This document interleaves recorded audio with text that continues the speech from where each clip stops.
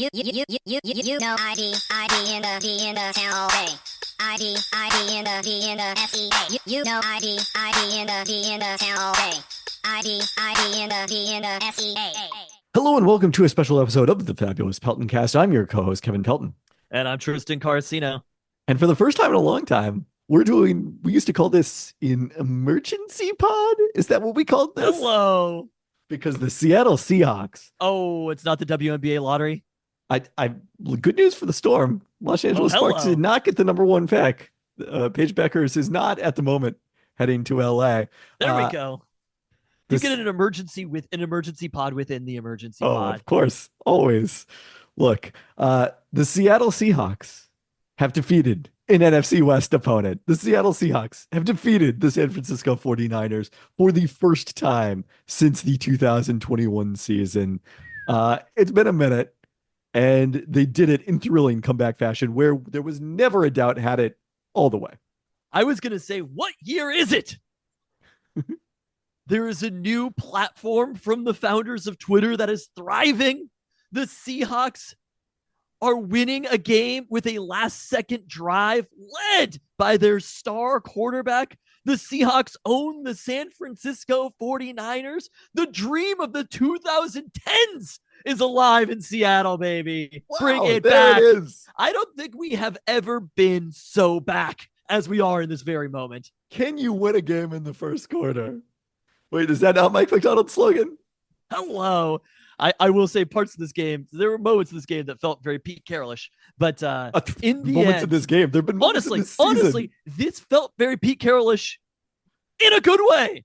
That's what I'm saying right now. Yes. The Seahawks beat the 49ers. Yes, Geno had the amazing drive. Yes, the offense stepped up at the end. But the thing that happened in this game in Santa Clara, California, was the Seahawks defense against the 49ers, who gained 400 plus yards on the road last week against a good Tampa Bay defense, more or less shut down that 49ers offense. And that was the thing that was going to be frustrating about this one. When we stared defeat in the eyes, the thing that was going to be frustrating about it was how good this defense played and that the offense let them down, because they had an amazing performance. They had the takeaways. They had the stops in the key moments. Yes, they gave up a couple touchdowns, but if you give up 17 points to the 49ers at home, that is a great performance overall from almost anybody. Yeah. Yeah, I mean, I think you're absolutely right. Like the Geno Smith takes were about to get ratcheted up to 11 had the Seahawks lost this game, playing the way that they did defensively. And then instead, call an ambulance, but not from me, because Geno delivered an incredible final drive there. But you're right, from the big picture standpoint, like, I think even if the Seahawks had lost this game, I was going to be somewhat encouraged, because finally the Seahawks have a defensive head coach who is actually producing above average defenses, which it didn't seem like was going to be the case for, the first 8 games of this season. I guess I would say through the Buffalo game, and whatever clicked in after, a full week with Ernest Jones in the lineup. All of a sudden, this team is not only stopping the run, they're excelling at stopping the run. And even though they had some difficulty on 3rd and long, as you alluded to, this was still an overall very good defensive performance by the Seahawks. And that's a hard Niners team to get off the field. But we saw Christian McCaffrey come back. And I told you the one thing that I was a little bit encouraged by this week was Christian McCaffrey didn't run the ball particularly well against the Buccaneers last week. And the Niners said in this game, they said, this is your backfield, Christian McCaffrey. Jordan Mason wasn't out there, and I can tell you right now, if they were handing the ball off to Jordan Mason, I am way more scared than I am of Christian McCaffrey as a runner. But the Seahawks absolutely shut him down. They figured out a lot of those problems. Who needs linebackers, right? Ernest Jones played himself a hell of a game. They came up with the crucial stop in that moment. Kyle Shanahan, I know he hates it. He made an aggressive play on the last series for the 49ers, or the last full series for the 49ers, when they chose to pass. The Seahawks were kind of stuffing things a little bit on the line, and it was like, hey, this doesn't look like some Seahawks teams we've seen in the past. They're getting in the backfield. They are stopping Christian McCaffrey on these plays that they know that the Niners are needing to run. Even with the penalty that happened, they still got back there. They got the loss on 1st down in the series that eventually led to the punt. They got the loss on 1st down, and then the Niners come out and pass, and it was a bold move. looking at it, the timeout that they saved ended up being pretty huge for the Seahawks in that moment, did it not? Because Yes. they had just exactly the right amount of time on that drive for Geno. So that decision, it was an aggressive move overall, and the Seahawks stopped it. They went up and made a defensive play. They got an incomplete pass to Deebo Samuel, and that really kind of pinpointed down to that play. And then obviously the Seahawks drive after that. You have Kobe Bryant. Juwan Jennings had been breaking tackles all game, right? There was a previous third down that Juwan Jennings had 3 people around him and ran for 5 extra yards. I think it was Bryant, 4. 11. Kobe Bryant on that third down pass to Juwan Jennings. Juwan Jennings breaks the tackle at first, but Kobe Bryant stays with it, pushes him out of bounds. Just enough. Just enough. Gets him out of bounds. The clock keeps running, so the Seahawks have to use the timeout. But that play that Kobe Bryant made was another massive play. So those two back-to-back put the Seahawks into this position that Greg Olsen was talking about it, who had kind of a so-so game. Still like Greg Olsen. But Greg Olsen was talking about it, that the Seahawks heading into that final drive didn't need to stress about the clock that much. They just needed to get down the field. And got a little hairier for a second there than I was hoping. They ended up with exactly the right amount of time, because what have we seen too many times? And this is, you're a blind optimist when you're like, oh, fuck, we're going to score too soon. Right. And so I don't know where that qualifies on the optimism pessimism scale. It's right in between. It's optimism because you expect a score. I believe that's neutral. But it's both positive, but then you also balance it out with the negative. But we've seen it so many times where it's like they're going to score too soon. They're going to have 40 seconds left on the clock. The Niners are going to come down, kick a field goal or whatever, tie the game, send it to overtime and win. And 12 seconds is a beautiful thing to have been on the clock. I mean, it would have been poetic if it was 12 seconds. It was actually 11, wasn't it? I think it was 12 exactly. But having those seconds on the clock where it's like, this is like Geno did the good night thing 12. to the crowd. And I was kind of like, it's a little too early, Geno. I'm like, we should have a healthy amount of fear in this moment, but it was just enough time that it was basically like they had to get into field goal range in one pass, and they knew that. It was more or less like Hail Mary time. Seahawks shut it down in a great couple of plays, but they shut it down, and we leave San Francisco victorious at 5-5. So I was wondering about this before we talk, maybe even a little bit more granular. This is the most satisfying Seahawks victory since. Well, that's a good question. I mean, there had to be something in the 2022 season. I mean, obviously the Denver game was a remarkably satisfying victory, especially as someone who predicted it completely. The one that I will be honest, the 2020, you're talking about the 2021 season? No, that was 2022, wasn't it? Am I misremembering here? 2021 is the season where Russell Wilson was injured. 2022 is Geno Smith's first year as starting QB. Okay. So they did make the playoffs. I will argue, not that many satisfying wins that season. They had a win at LA 27-23, which I honestly have very little recollection of. And then they dropped 3 straight, losing to maybe that Panthers team wasn't bad. Or no, that was when the Panthers ran all over us, where it was like they just lined up. It was fucking, I can't remember who was playing quarterback, but they just ran like crazy, came in here, beat us. I want to say it was Darnold at that point. I don't think it was PJ Walker. It might have been Darnold. So I was thinking it's either, if you want to be an optimist about satisfying wins, the win that they had Monday Night Football against the Giants when Spoon really broke out was a pretty satisfying game. Yeah, last year beating the Eagles at the Lions. But the one that I was pinpointing was the first one against the Lions or the previous season against the Lions. But all of these are kind of like, there's something about beating the team that has been to the Super Bowl that has haunted you for so many years in a row. Seeing Nick Bosa, who we might suggest he do something at the end of this podcast, on the sideline being frustrated. Just the Niners not looking like the Niners. Like Brock Purdy to me is a weirdly scary quarterback, but just seeing them be frustrated by your defense. And it was like, that's what Pete Carroll did. That's what those Seahawks defenses did. And Mike McDee's done a little bit of tinkering along the way. And you're kind of like, the thing that I was thinking about was, even when I was thinking about what we would talk about. We gotta make an all takes Tristan reference here, because we have gone from Seahawks best defense in the NFL. Is that the early take, right? to don't ever hire defensive coaches to all of a sudden Mike McD got the juice. We'll see. I did not utter the word the juice yet. It is a Okay, remains Mike to be McD seen. aired a Pete Carroll's throat. They have played 2 consecutive games against pretty good NFC West offenses and have outgained them in both of those games. That is as far as I'm willing to go.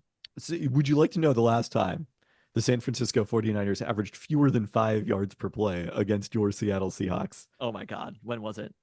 I mean, it's not that long ago. It was November 2019. I mean, that was not that long ago. 5 years? Was it that long ago? Is this the game where we had the? There was a whole pandemic between then. I'm aware. Do you know who was president when that happened? I do. Fun fact. This is a game that you were in LA for, right? This is the Jimmy G retire game, Yeah, right? that was a long time ago. Jadeveon Clowney had massive plays in this game. Okay, but you were making it sound like it was like 2013 or something. 5 years is a long time. Who was the coach after Harbaugh? Our guy, the defensive line coach. Oh my God. I can picture him. I want to call him Mike Mangino, but I know cannot. that's not No, it is not the former Kansas coach Mike Mangino. I'll look that up. But it has been a long time. I mean, the last 2 times they played the Niners have averaged 9.9 and 7.9 yards per play. Jesus Christ. So 9.9 was Thanksgiving last year. No, right? it wasn't. That was this year? No, it was the game in San Francisco, in the Bay Area last season in December, which I paid almost zero attention to because I was in Las Vegas and flying home. On Thanksgiving, actually, the Niners offense was not that potent. It was more that the Seahawks offense was that bad. So they played them 2 out of 3 weeks, and correct. They gave up almost a first down per play in the second of those. Correct. I mean, look, it's a different. And that was the game that was closer of those. Yeah, I'm willing to accept that Brandon Ayuk isn't there. George Kittle didn't play. I don't give a fuck about those things. We're not taking an asterisk with this win. It is a W. If we play the Niners again this year, that would be a great scenario. That would be an amazing outcome. It would be fascinating, although it seems like a bit of an either or, which is what makes this game so important for the Seahawks. It is such a feel-good win in a way that beating the Lions. Yeah, Jim Tom Sula. Beating the Lions kind of can't be. Like, none of those have been in that way. The ones that I remember as being so satisfying were previous victories. Probably the last time we beat the Niners, right? It was a Jimmy G game where they haunted him. They almost scored at the goal line, and the Seahawks had to stop. That was probably the 2022 season. I mean, they beat them in 2021, both times that they faced off. Yeah, the 2021 home game was kind of the last time that I remember that. So this one, overall, finally getting past that hump, this one felt good. Yeah. And look, you mentioned Bosa on the sidelines, hatless, looking disappointed. Like, his injury dramatically changed this game. And if there was a disappointment, it was that the Seahawks offense didn't really get on track the first 2.5 quarters, despite having Abe Lucas and DK Metcalf back.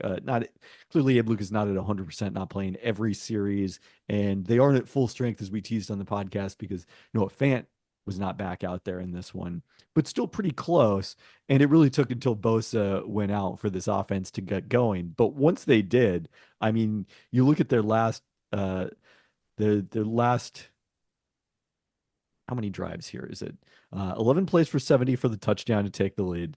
10 plays for 33 yards, which was the third and one failures that looked like it was going to cost them the game. And then 11 plays, 80 yards for the winning touchdown. That's 3 consecutive drives of double-digit plays for the offense. I mean, it was basically the entire second half, right? Yeah. So when you look at the second half, the interception that Geno Smith was just awful. But you talk about Noah Fant, and I love AJ Barner. I think AJ Barner has been awesome so far. But AJ Barner has a pass that probably should have catches on second down. And Geno just put it right there. He doesn't come up with it. And then he throws the pick right after that. From that point forward, the Seahawks could have scored touchdowns on basically every single series. My favorite thing about football is how what you care about after the game changes. And this is probably true of every sport, but because we were so ready for this to be the game that we complained about. They didn't give Geno the first down when he seemingly obviously had it on a third down run on that previous series, right? And then Charbonnet, where I'm kind of like, if Gino missed this, we're talking like a half inch. And so if Zach Charbonnet goes past the line of scrimmage, it is a first down. Like those two things cannot be true together. And Zach Charbonnet didn't go backwards, and he didn't stay exactly the same. I thought Zach So Charbonnet went backwards, so I disagree with that. I thought the third down was probably and the a other first thing down. was we were so ready to complain about, at least I was, about the play call in that situation. I think Greg Olson nailed it, honestly. You pick it up most of the time, but like not doing anything, just lining up old school smash mouth football. It's like, who are you, Ryan Grubb? Who replaced you in this moment? All of that is out the window. They have an amazing drive. DK comes up with an awesome catch. JSN with an awesome catch. We should definitely recognize. I think JSN after the Rams game a couple of weeks ago, definitely his breakout game. It's getting a little bit more real now. And you'll notice Tyler Lockett 2 for 19. Well, we Jackson definitely noticed Smith and that. Jigba 10 for 110. And 3 targets for Tyler Lockett, 11 for JSN, 9 for DK Metcalf. I mean, this is what we were hoping for when the Seahawks drafted JSN, which, like, John Schneider's tenure is a different topic, and feels slightly better today than maybe it did yesterday. We're not complaining. We got no problem. Ricky Pearsall didn't even have a catch in this game. That's wild. It is wild. But we were so excited when they drafted JSN, and the games that we've seen from him the last 2 weeks are exactly what we were hoping to see, and especially hoping to see for him, in this case, opposite DK Metcalf, but also stepping into that role, knowing that Tyler Lockett was probably headed into a different phase of his career. By the way, very funny that our guy, I've already forgotten his first name. He did figure into returns. White Grendo, Isaac Grendo. No. The Seahawks receiver. Oh, Laviska Shenault? No, White. Kevin White, is it the one who had I think I forgot about this person also. He just got signed to the active roster this week. Who played well the anyways, previous week against the Rams? was not targeted in this game. No targets. But I think this was the 2023 draft game, right? We hadn't seen a lot from Devin Witherspoon in the season overall. There've been a few moments, and I think Mike Macdonald, Spoon is just playing better, but Mike Macdonald's starting to figure out how to use him. Some of the blitzing stuff didn't work really well. Brock Purdy, they're just good against those things. When I saw the blitz coming, I think this was on third down on the last play from scrimmage for the Niners, and I saw their full series. But when I saw that play happen, I was like, don't blitz, because they'd picked up a lot of third and longs in situations where the Seahawks were blitzing. Dropping people into coverage is what was working, and mixing it up. But it was kind of like, we're telegraphing this a little bit. Spoon made some massive plays. Obviously, the tip that led to the interception, but a couple of breakups where you're looking at it and you're like, it was the ball that at the very end of the first half that the Niners inexplicably came out throwing, and Purdy almost threw an interception in that situation. Spoon made another great play that could have easily led to a pick, made some good tackles. Like, he had himself a day out there. And this is what we want. This is the next generation of the Seahawks. Whether it's Geno Smith or not, it is Jackson Smith and Jigba. It is Devin Witherspoon. That's it. We didn't see a lot of Byron Murphy necessarily in this game, but D-line made some plays overall. It was, in the end, after you win, you can view it this way, it was a complete game from the Seahawks. It was Cody White, for the record. Oh, yeah. The last time before this, the 49ers had been held under 5 yards per play against any opponent. It was week 6 of last year, their loss at Cleveland, when the Browns were the number 2 defense, I think, in the NFL, behind Mike Macdonald's Ravens in DVOA. So, yeah. Okay.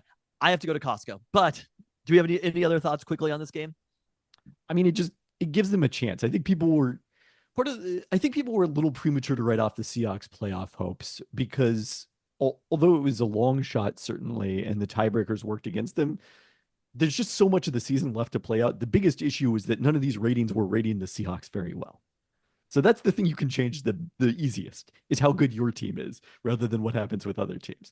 And we'll see, if against opponents that don't have their star pass rusher on the sideline, if the return of Abe Lucas is able to juice the offense as it was in the second half today. But there is still everything ahead of the Seahawks.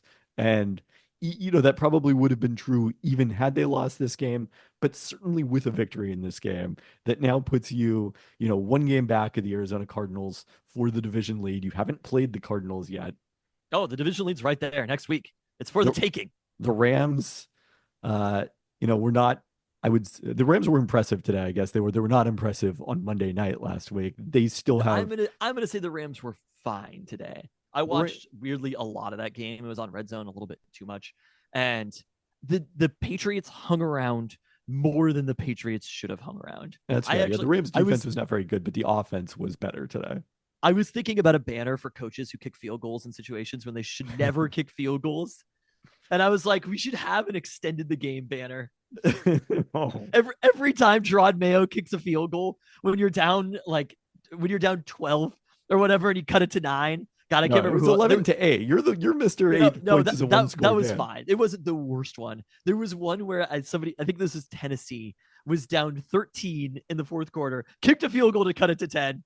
And I was like, hang the banner right there, extended the game. Does that go to the left or the right of the DVOA championships? That goes as far away from the DVOA championship as you can it's get. The opposite side of the stadium. That you bury it underground. The extended the game banner, along with the contract that you hired that coach for. But so many coaches extending the game today. I don't think either. Maybe there was a couple of situations when they could have gone for a fourth down, but didn't. Even the first series of the game, I was like, probably should go for this, guys. They should have. Oh, they absolutely should have gone for it. But I knew they wouldn't. I mean, even the the vast majority of coaches wouldn't. At the punt at the very end, Dan Lanning yesterday, I have literally drawn, my children have drawn, maybe I'll post this in the Discord, which you should join if you're not on there, but post this in the Discord of my children have like Wisconsin signs everywhere. That is serious in the Carcino household. We are living and dying on that game. Dan Lanning went for the fake punt. Are you aware of this at all? No, I only saw the interception that they had with Wisconsin driving down 3. Earlier in the game, or the one that ended the game? The one that ended the game. Okay. Yeah, no, there were some takes about Braden Locke, by the way. Well, I know the list. Quote, you're worse than fucking Will Rogers. Okay. Well, he definitely, but he also QBR wise is worse than fucking Will Rogers. I am intimately familiar with the Big Ten QBR leaderboard and the handful of quarterbacks who are below Will Rogers on 7. Ranting and raving about how you're goddamn Wisconsin. How did you not find yourself a quarterback? Anyway, that is an aside. Does Nate Tice not have any eligibility left? Kyle Shanahan, it wasn't needlessly conservative, though. There were a couple of moments where they probably should have gone for it. So nobody gets an extended the game banner this week, but I was thinking about that earlier when I was watching Red Zone and how many coaches get to hang the extended the game banner. They lost. They'll probably get fired, but you know what? That game was extended. Anyway, what a victory that the Seahawks had over your last place San Francisco 49ers in front of the biggest Niners fan that I'd seen on the sidelines. Maybe he should extend this vacation. Nick Bosa, retire, bitch! On that note. Thanks for listening. Thanks. We'll be back with our usual weekly pod. TBD which date, but we'll discuss Connor Williams' retirement. We'll go through. Yeah, we've got multiple Connor cookies. Who? We'll discuss UW football reaching bowl eligibility, some UW basketball games over the weekend. Much. God, we are so back. We are so back. Whew, we needed this one.